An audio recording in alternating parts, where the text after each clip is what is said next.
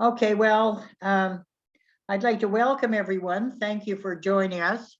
I'm Rose Dyson, Vice President of the Toronto branch of the World Federalist Movement of Canada, and I'm speaking to you from the traditional territory of the Mississauga, the First Nation, the Anishinaabe, Wendat, and other Indigenous confederations.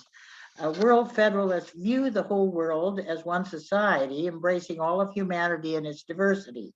We call for better progress in the development of democratic world institutions, which are essential to assure a peaceful, just, and ecologically sustainable world order. I'd like to take this opportunity to encourage members of the surrounding cities and towns, those of you who may be here from out of town, who are with us this evening, to join us within the Toronto branch in helping us to advance our cause. And if you're interested, just send us an email to events at World Federalist Movement of Canada-Toronto.org, and we will endeavor to connect you with other like-minded individuals in your area. Now, Peter's presentation tonight is part of an ongoing series of discussions that we believe can only be fully and effectively addressed by good global governance. Issues that include climate change, war and peace, international economics, migration and equity, and social justice for everyone. Peter's topic is reforming international economic institutions for a more prosperous, just, and sustainable world order. And the Q&A will be moderated by Erica Wilson. And to pose a question, please use the chat. Peter holds an honors BA in economics from the University of Western Ontario and a master's degree in economics from Queen's University. He was a senior economist in the Ontario government's Ministry of Finance for 24 years. In his retirement, he has published articles on political economy, including Toward World Federalism for International Peace and a Sustainable Environment. Currently, he is the lead organizer of the Global Issues Project in the Canadian Pugwash Group. The mission of this project is to search for and develop policies to socioeconomic and environmental threats to human security. Peter and I have both been members of the Canadian Peace Research Association and the Global Ecological Integrity Group for at least 10 years, along with his wife Anne, whom I know has joined us this evening. The three of us have attended and presented at many conferences over the years, both nationally and internationally. So it now gives me great pleasure to turn things over to my good friend and colleague, Peter Venton. Well, thank you, Rose, for that very kind introduction.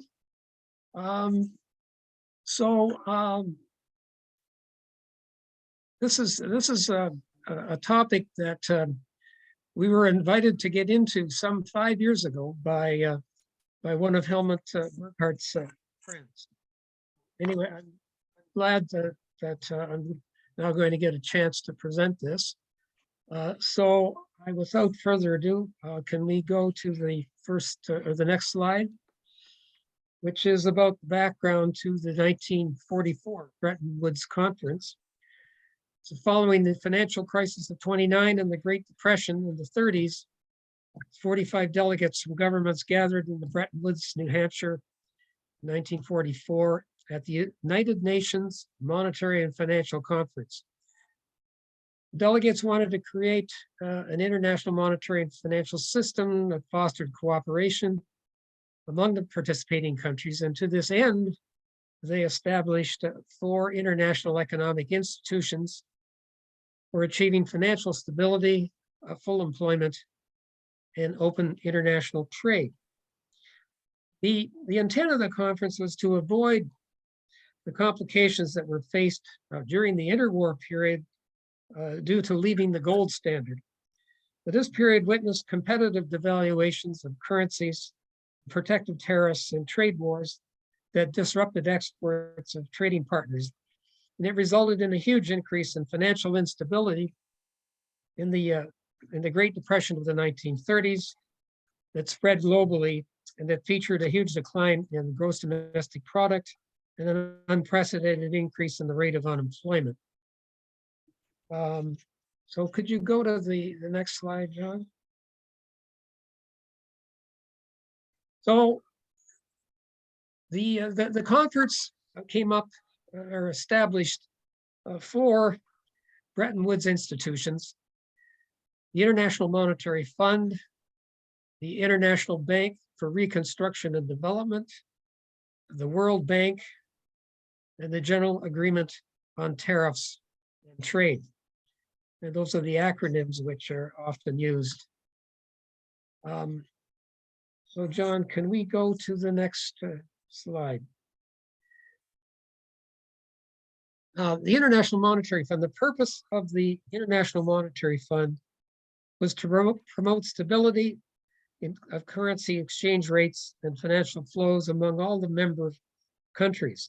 And the following were the main features: an adjustable peg foreign exchange rate system, which the member countries' foreign exchange rates are pegged to the US dollar, which is then backed by gold at the price of US 35 an ounce, somewhere about 18 or 1900 now.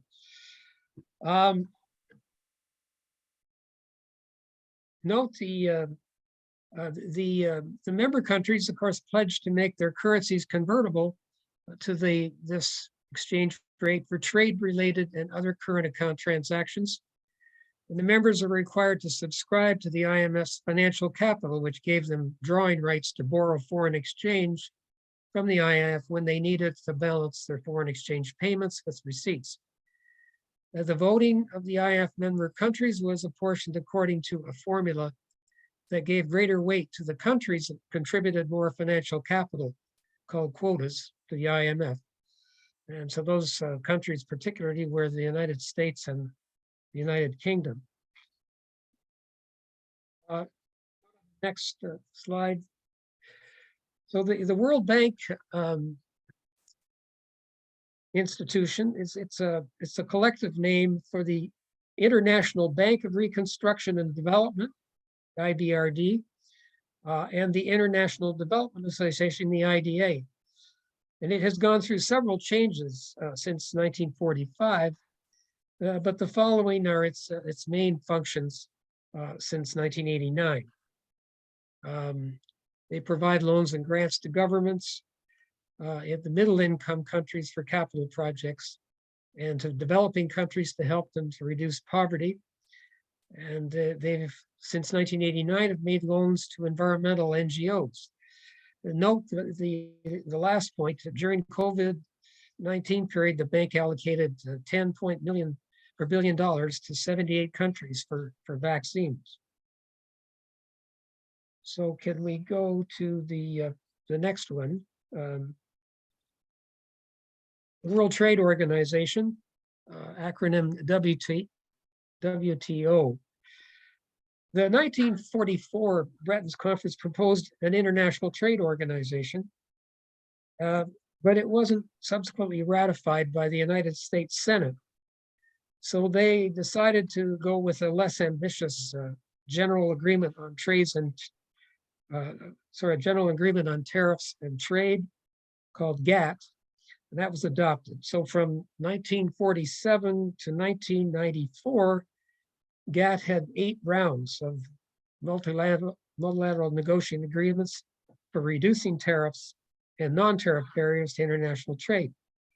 The World Trade Organization today was established in 1994 in Marrakesh, Morocco. So the following points outline its functions and the purpose for which it is open free trade of tariffs and non-tariffs. So there's no need to read all these, but those are its functions. So John, if you could go to the next slide. We're going to try to do a bit of a fast forward here. From 1970 to 2021, because there were some major changes to the Bretton Woods arrangements of 1944. The first one is that the Bretton Woods currency pegged to the US dollar ended in 1971 when President Nixon abandoned that standard.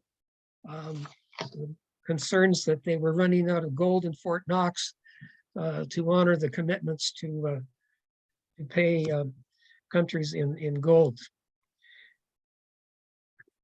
The next significant change I described as neoliberal capitalism and financial instability, which returned the instability that had prevailed from 1945 to 1970 was a very stable period.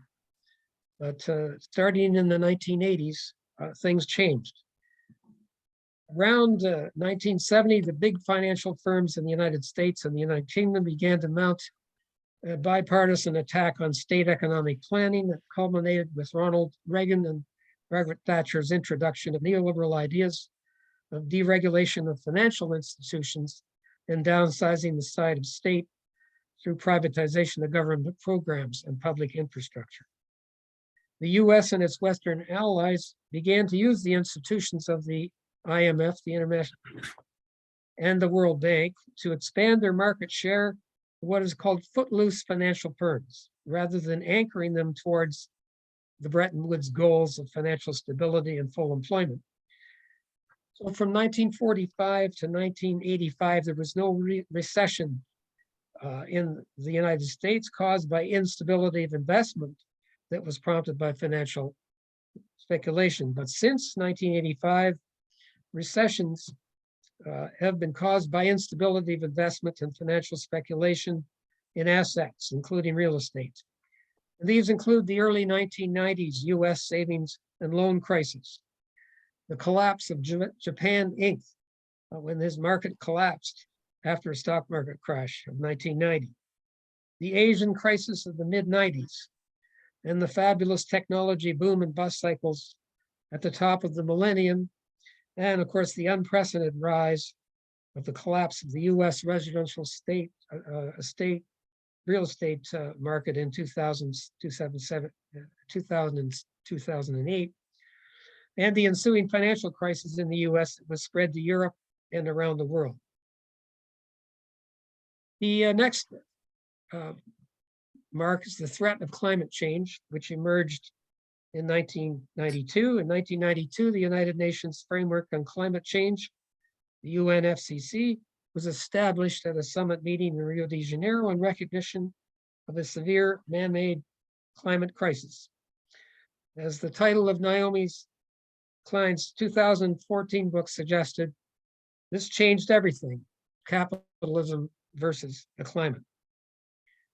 The final marker in this period, of course, is the US Sustainable Development Goals, which were established in 2015.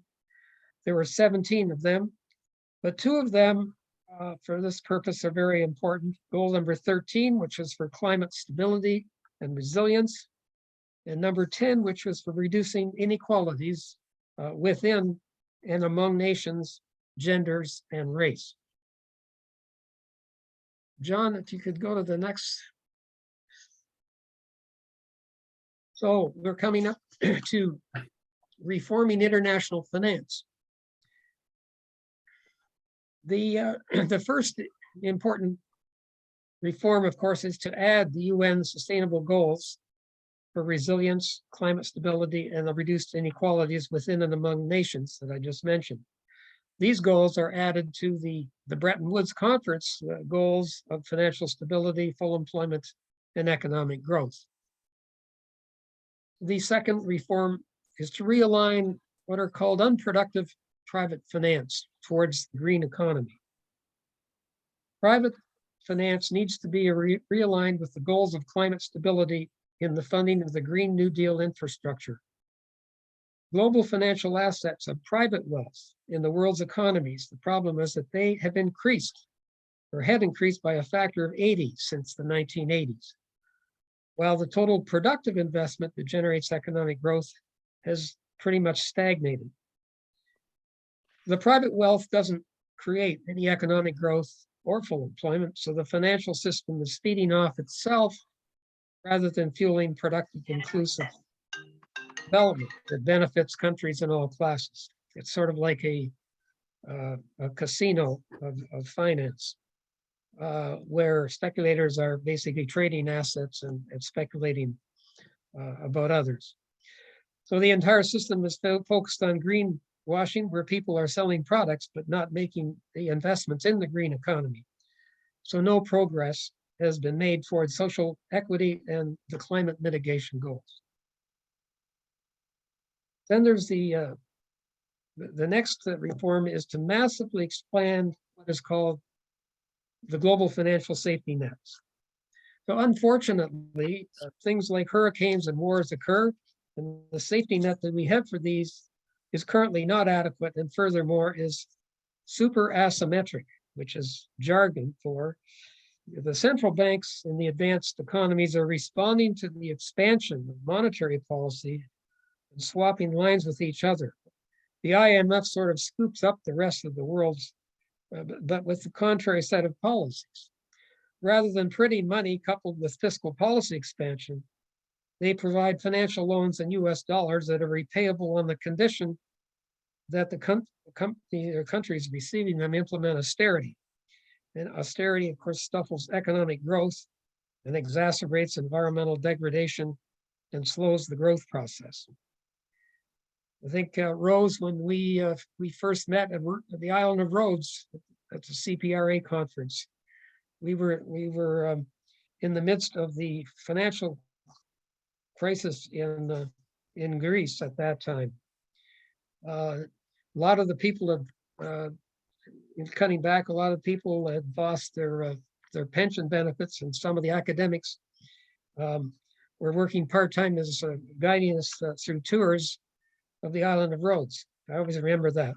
I do.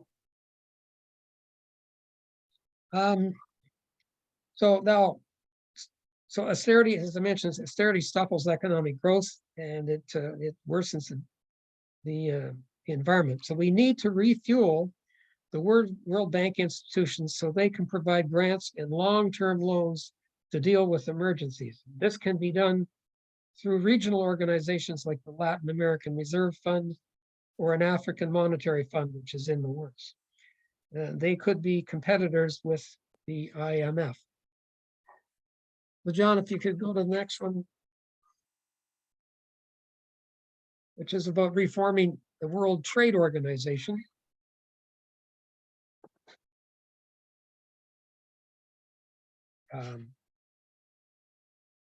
So I have of four reforms here. First being the elimination of fossil fuel subsidies. The co-author of the Case for a New Bretton Woods book, Kevin Gallagher, argues that the World Trade Organization system is really skewed and biased and locks in these power asymmetries in the world economy. Power asymmetries is code for the political power of the New York bankers to secure deregulation of speculative investments in banks and financial institutions that charge usurious interest rates over the last 50 years. The World Trade Organization currently fosters market concentration and climate change. According to the IMF, subsidies for fossil fuels in the world economy are $6 trillion a year. So on paper, the World Trade Organization is supposed to be getting rid of subsidies so other countries can compete. But there's $6 trillion out there. So carbon protection is just off the rails. So Canada should eliminate its fossil fuel subsidies, and we should do that now. So the third reform is the elimination of intellectual property rights. Intellectual property rights are a form of monopoly that represents restrictive, unfair trade, not free trade. That is the goal of the WAO. So as we've seen in the COVID crisis, the intellectual property rules fueled market concentration and monopolies and not free trade. And this has caused so much death in the world when the advanced economy companies violated the WTO rules to put accelerated industrial policy to develop vaccines and hid behind intellectual property rules and let the rest of the world treat the virus through infection or death. So there have been proposals to waive these rules so countries can produce vaccines for themselves and protect their people. But the North has been dragging their feet on them.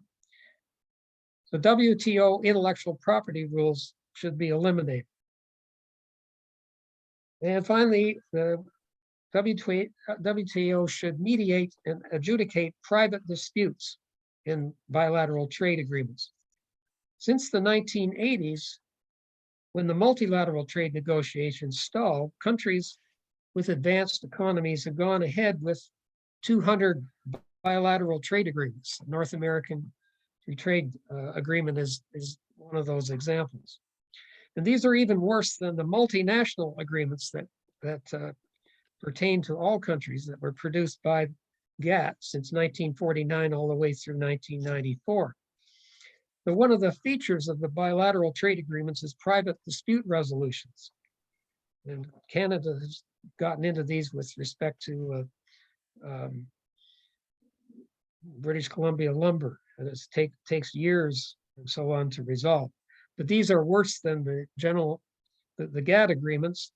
So the World Trade Organization needs to mediate and resolve these bilateral dispute mechanisms. And that's the fourth reform. John, go to the next one.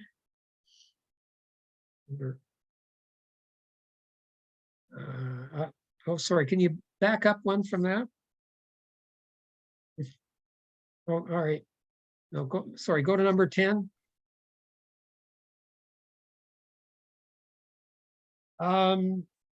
Okay.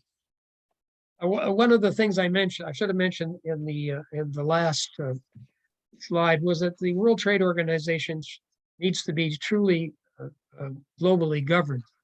The co-author of the case for New Bretton Woods, Kevin Gallagher, says that we need major reforms of governments over the WTO, and he notes that the WTO has one country, one vote, but in effect, it's dominated by the US and Europe.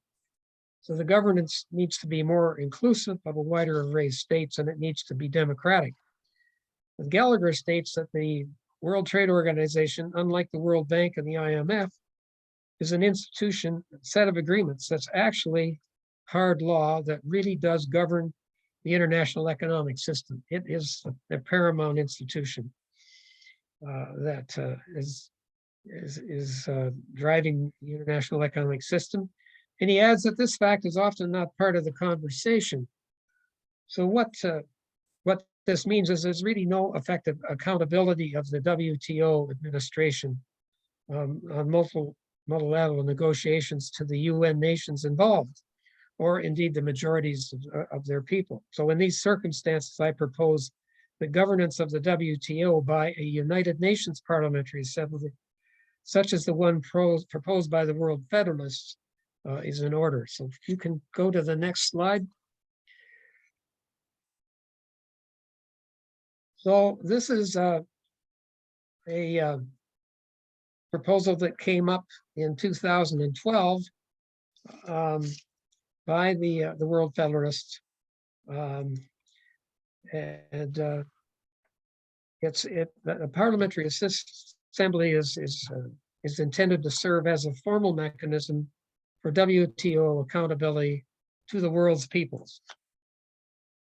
So the terms are insistence upon full transparency in all international financial transactions, the introduction of international financial transaction tax, that's a Tobin tax, the proceeds of which are to be used for strengthening the United Nations and other international economic institutions, and the realization of the 17 UN Sustainable Development Goals. Thirdly, it's the closing down of tax havens that enable corporations and individuals to hide their wealth and avoid tax. And finally, the development of a global financial regulatory system. So that brings me to the next slide, and you're already there, John, which is, sorry, could you go forward to the next one? That's it. Conclusions, yeah, sorry, so I'm not reading these right. So in all this, I have a question about the prospects. realizing reforms. What are the prospects for realizing these foregoing reforms? And what would John Maynard Keynes say of them? Of course, Keynes was one of the chief negotiators in the 1944 Bretton Woods Conference. Of course, we don't know, but I'm going to read a few excerpts in the last chapter of Zachary Carter's recent book on Keynes's biography, The Price of Peace, Money, Democracy, and the Life of John Maynard Keynes. I can't get that all in one slide, so I'm just going to read a few excerpts, and I will, of course, give that to you. So, Zachary writes, NAFTA and the World Trade Organization have established rules of international exchange that prioritize the economic interests of a global elite. And for the past 35 years, the United States and Great Britain have mixed Keynesian disaster management of bailouts and stimulus programs with the aristocratic deregulatory agenda of the Hayekian neoliberalism. Hayek was the author of the book about all of us becoming slaves to the government. Keynesian ideas were simply abandoned through most of Europe as the European Central Bank and the IMF demanded countries in financial crises reduce budget deficits to the IMF, fiscal austerity inducing devastating recessions in Spain, Italy, Portugal, and most famously in Greece. So the consequent economic ruin of local industry, soaring unemployment, stingier social safety nets have energized neo-fascist parties which threaten the political establishment in some countries and have been effectively absorbed into the mainstream conservatism in others. From Hungary's Viktor Orban to Italy's Matteo Salvini to France's Marine Le Pen to the United Kingdom's Boris Johnson to America's Donald Trump. It took decades of mismanagement and unlearning to manufacture this global crisis, and it cannot be undone with a few new laws or elections. But all over the world, he writes, people are acting as if even this frightening global slide into authoritarianism might be reversed through mechanisms that John Maynard Keynes proposed at the Bretton Woods Conference 3/4 of a century ago. They include the activists and politicians promoting the Green New Deal and reviving the legacy of FDR to combat climate change through public investment.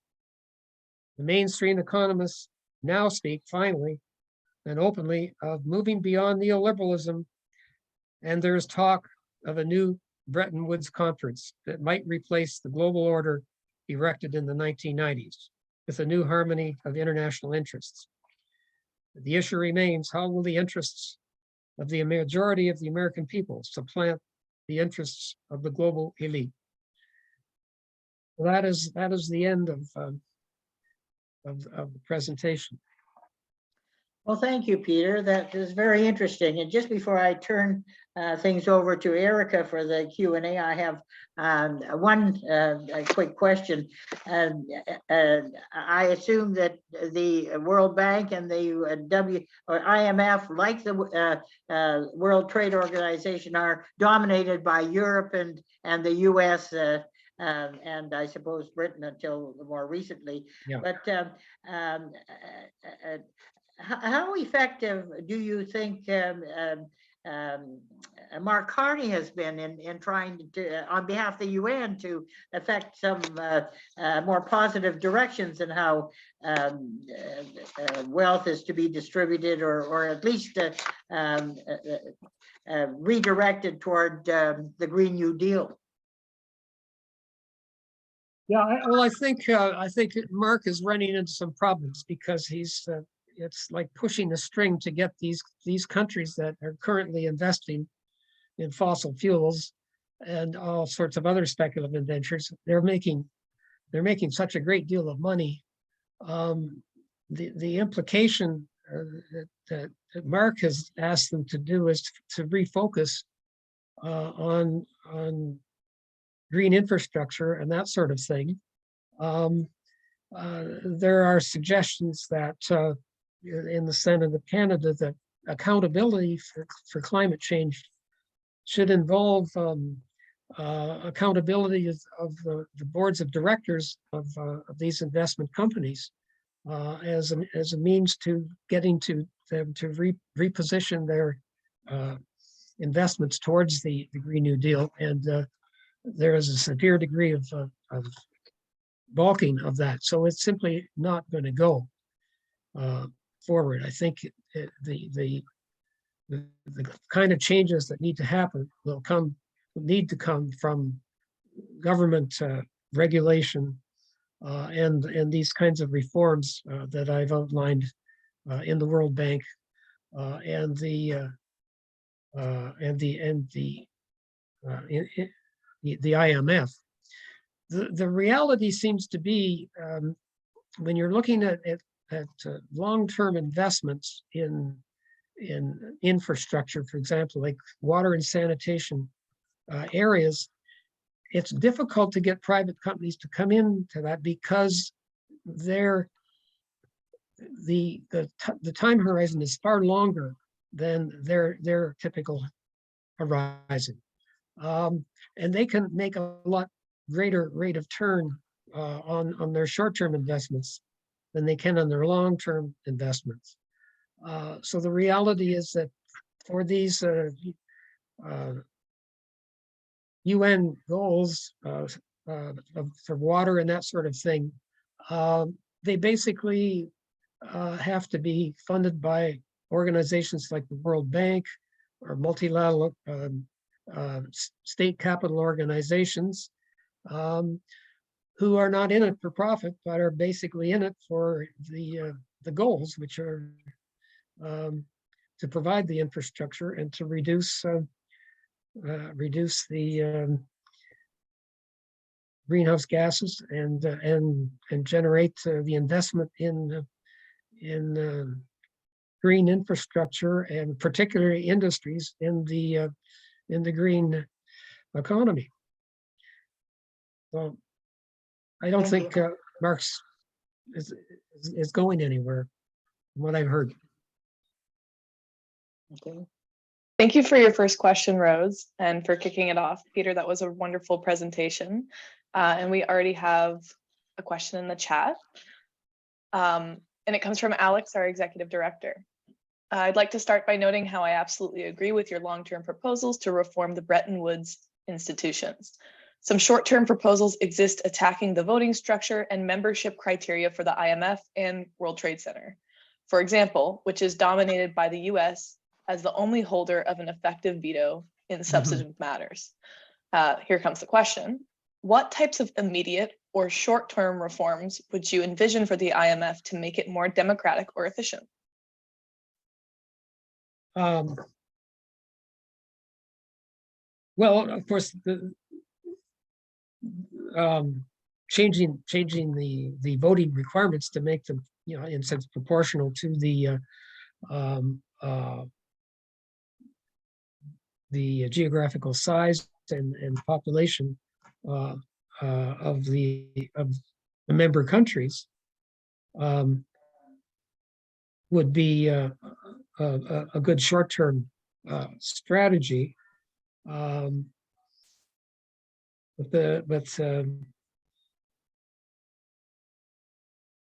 It wouldn't go as far because essentially the countries are going to have disagreements, obviously, in that group. Some of them are regardless of their role, are going to resist because the kind of funding and finance that will move towards the green economy. But those would be a couple of things: the voting structure and then proportionate rules in terms of population. Yeah. Question as opposed to financial ability to contribute. Right. I want to move it to the environment. I was so pleased to see that a lot of the reforms position the environment pretty centrally. When it comes to the elimination of fossil fuel subsidies, how do you think we approach this, since this is currently the status quo energy that we rely on? And even at COP27, we have climate activists critical of the over 600 oil, gas, etc., petroleum lobbyists that are present at the dialogues, while the countries most affected by climate change have the least voice in these matters. Well,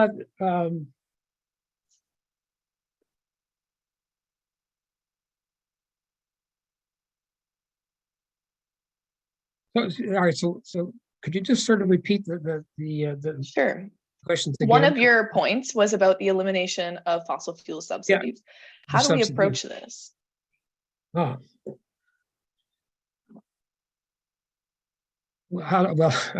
We just do it.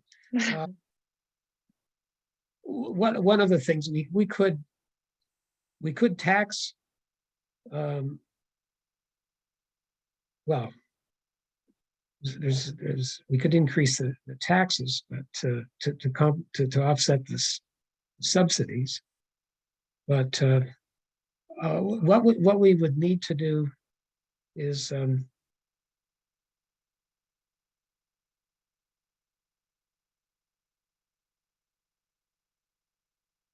they would presumably begin to raise prices to recoup, which gets us into an issue of inflation. And of course, the solutions to inflation are multiple, but most importantly, they have to do with wage price controls that we introduced in the 1970s to deal with the OPEC oil prices. And that we have recently forgotten about that lesson, but that was a very effective policy in the 1970s, and particularly during the war, when the U.S. had both wage and price controls that kept things going very steadily without creating a lot of billionaires in the weapons production business. I like that perspective. It's historical and reminiscent of a time where perhaps wealth was a little less concentrated in the hands of so few. Yes, right. It was huge. There's a huge concentration since the 1960s. This question comes from John Cowan. What is the form of subsidies in Canada? That I don't know whether I don't know the answer to that. There might be just direct subsidies, but there's an indirect subsidy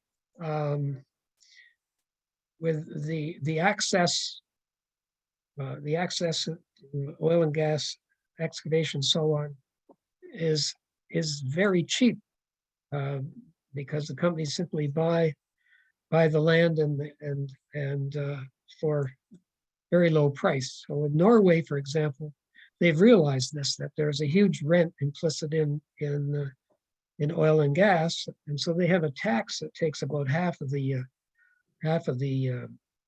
revenues, which relates essentially to the value of the property, which is underpriced in markets, and using that tax to redistribute for public goods and social services.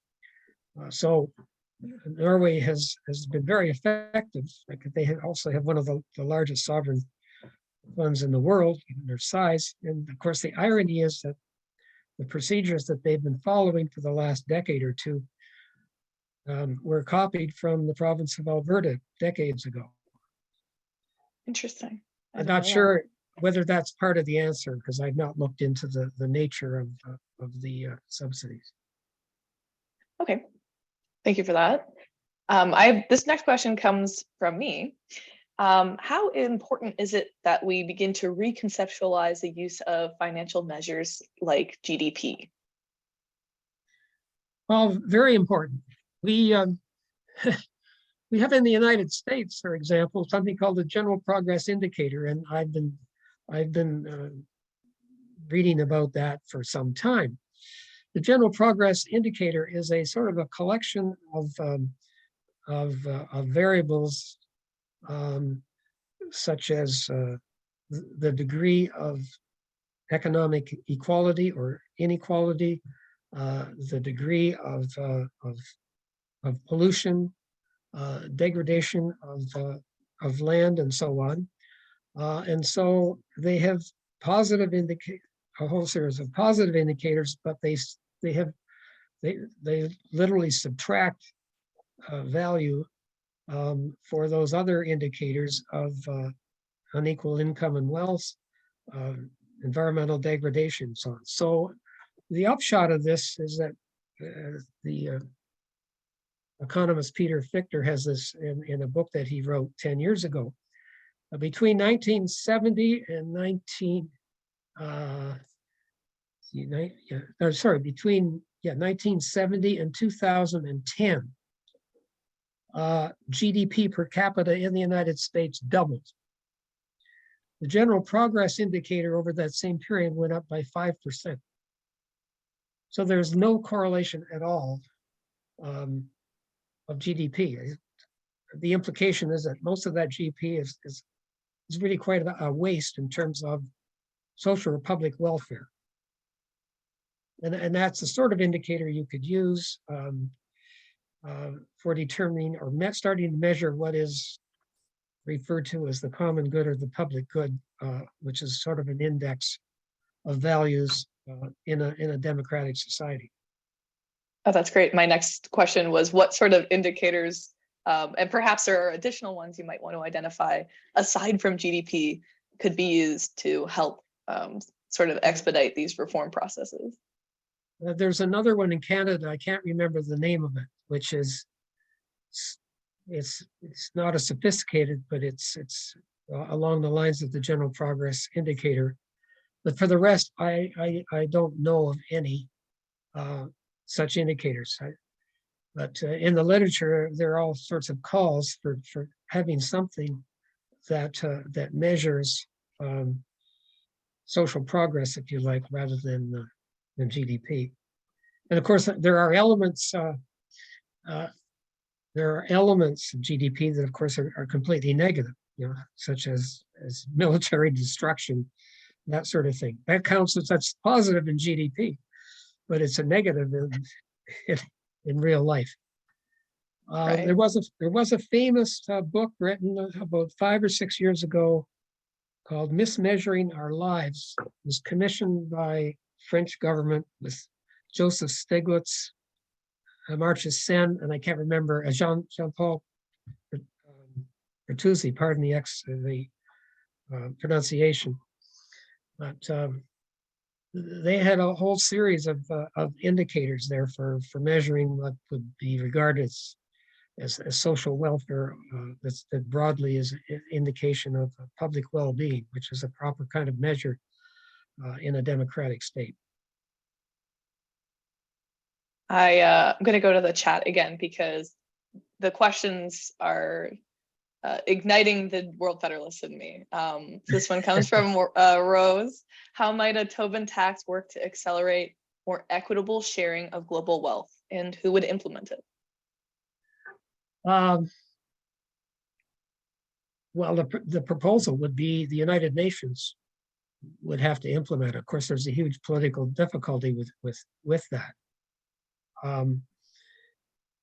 It's in a basic, what is the tax? It's typically, if you're a corporation that happens to have, $100,000 or a couple of $1 million, you can invest that in another country's currency, and in a few hours or days, the currency will have changed, and you can reverse that, and so you've got 100,000 going both ways, and well, the rate of return on that very short-term investment is just huge.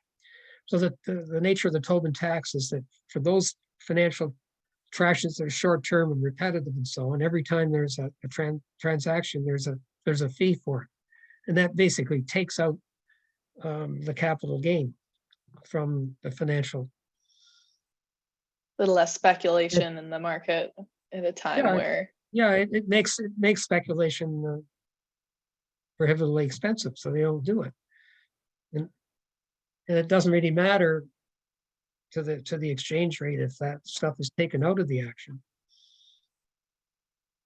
the next question I want to go to is from Adele Buckley. There has always been a concentration of wealth to benefit a few, but now it seems to be dramatically worse. What would you say are the causes of the ever increasing inequality and the huge concentration of wealth? Well, two things.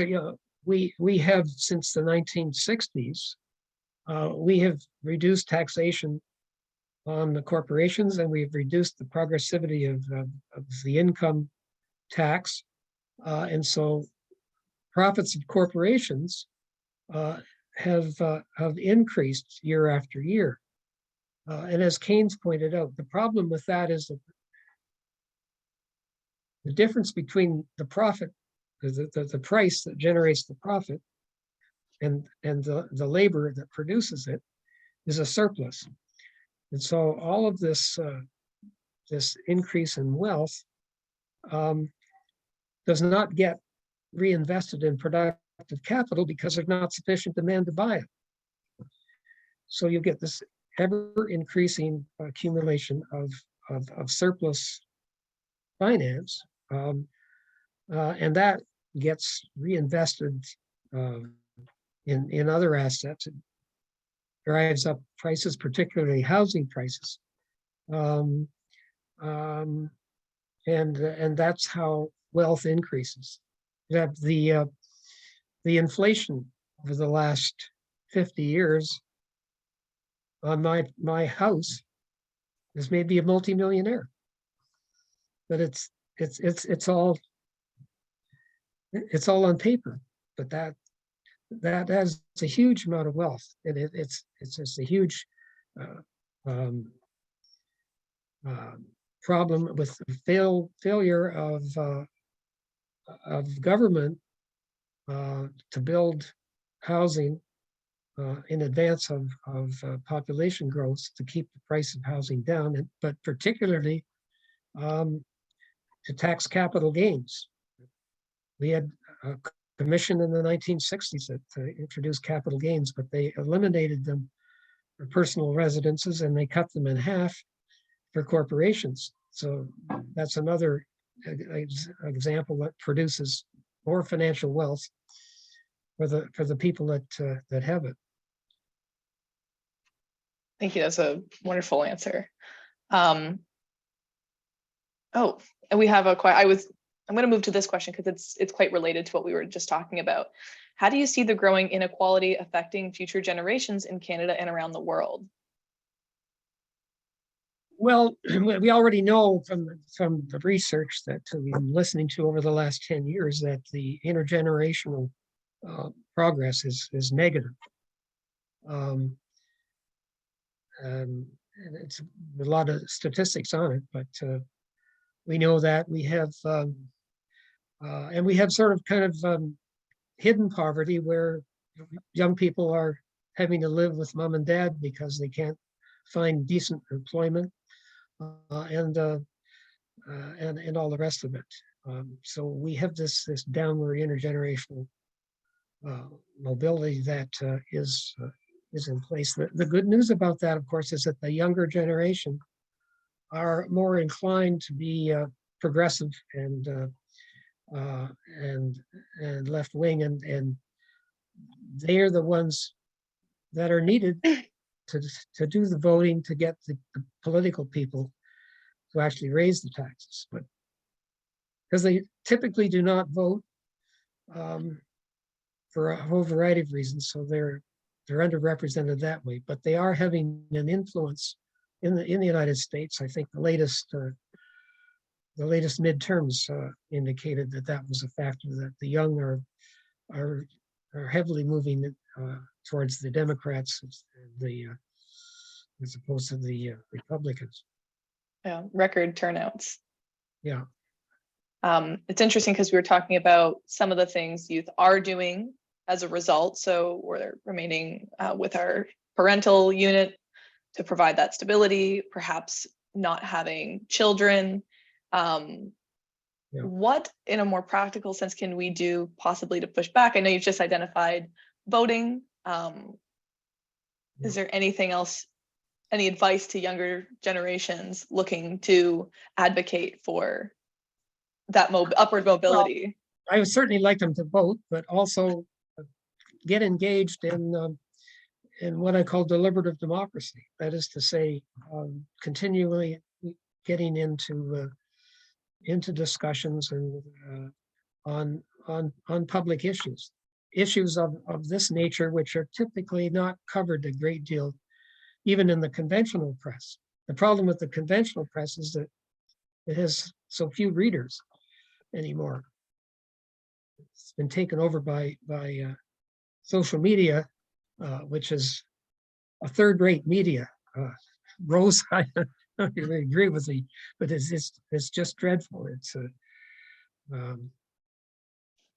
the next question, actually from John and Rose. We're interested in hearing what you think of Chrystia Freeland's new doctrine, which seems to be veering away from global trading partners in favor of friendly trading relations. Yeah. That's interesting. I think that a lot of the problem with our trade system has been as a consequence of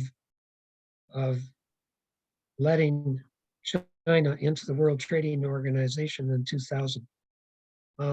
They have what we have is a state neo-mercantilist system where you have massive increase in infrastructure spending, subsidized directly or indirectly by the state, run on cheap labor, and it's taken so many jobs out of the United States and Canada over the last couple of decades. So we should not be. That is an example of what I call unfair trade. The thing about free trade, it was as Keynes and others have very few have figured out, the comparative advantage theory that said that free trade would be maximizing welfare was completely wrong once countries decided to choose full employment as a major social goal. So free trade has been a negative impact on a lot of countries, and the newer economists like Danny Roderick are saying that there needs to be a trade-off between democratic goals and international trade. One of Keynes's most important sayings about trade was that globalization is good. It's nice for people to go traveling and emigrate, but we should, as much as possible, make sure that most of our production is done domestically, and we should avoid international trade as much as possible. And I think the reason for that is that it has negative impacts on a lot of countries in the world. And now there's sort of an environmental lens to that. The idea we've outsourced a lot of goods that could feed our own economy, and we're seeing the price of that reflected in our carbon footprint. Oh yes, yeah. Now a carbon footprint would be a good indicator in a general progress indicator for social welfare. And there are statistics on it, so you could build that into your index of social welfare, which is totally at variance with GDP. Right. Okay. Okay, well, we've been on for almost an hour. Are there many more questions, Erica? I think there was one other from John in the chat. Otherwise, John had one, and it's his favorite one. It's a hard one. It has to do with Christy Freeland's economic doctrine, or words to that effect. Oh, yes. Okay, well, thank you, Peter. That was a very interesting and stimulating discussion. And I'd like to now call on John to thank you as our speaker. Yes. Okay. Well, thank you, first of all, Erica, for that. And let me just get organized here a little bit with all the speakers so I can highlight myself. Only briefly, Peter, I'm always blown away with how easily this stuff just rolls off your tongue. Well, I'll tell you, this is Galbraith's secret. He once gave a speech, and he said, the important thing in the speech, of course, is pure, like it's very simple and spontaneous. He says, I usually find I get to spontaneity of the fifth draft. It takes a lot of work. Well, you've been in this field. You've been in this field for a long time, and thank you for putting together all the thoughts here. I trust that we will be posting the recording of this session shortly, along with a summary. Well, maybe the summary will be a week or two from now of a printed summary of what you said, but might we also post your PowerPoint slides? Oh, yes, yeah. Okay. And I can send you the speaking notes. Well, okay. Well. We'll put all that stuff up on our website then. Well, of course, you've got it that way. Well, we've got your PowerPoint, but don't have your speaking notes. If we had your speaking notes, then we wouldn't have to write a summary of it, would we? Right. well, you would, John, because it would be far too long. Well, I'll worry about that. If anyway, I can't get it, thank you. If I can't get it on one page, it's not going to fly. Well, yes, I know that's my usual rule, but and you're excellent at that. I wish I could do that. Well, maybe I'll see if I can make a précis of it and see what you think of it. But I don't know that, not being an economist, that I can do it justice. But again, thank you for your work in putting this together and showing it all to us tonight, and your ongoing support of the World Federalist Movement. And so I'd like to invite others who might want to support the World Federalist Movement to look at the chat, because I just put in there how you can support the World Federalist by donating at the website that is listed there, wfmcanada.org. The date of our next meeting has not been established yet, but we're hoping to have a meeting in January on the UN Parliamentary Assembly, which, Peter, you've nicely set us up for. We're just trying to arrange what the speaker will be for that. So stay tuned. Those of you who are on tonight will be on our mailing list to notify you of the next event. And Rose, is there anything else you want to say as chair of the night? I just want to add my thanks to everyone for joining us, and to Peter, of course, for his presentation, Erica for chairing, or rather handling the Q&A. John, you did a great deal in organizing this event behind the scenes, and we want to thank you for that. And as did our president, Norbert DaCosta, whom I think may be joining us from India, which is where he happens to be at the moment.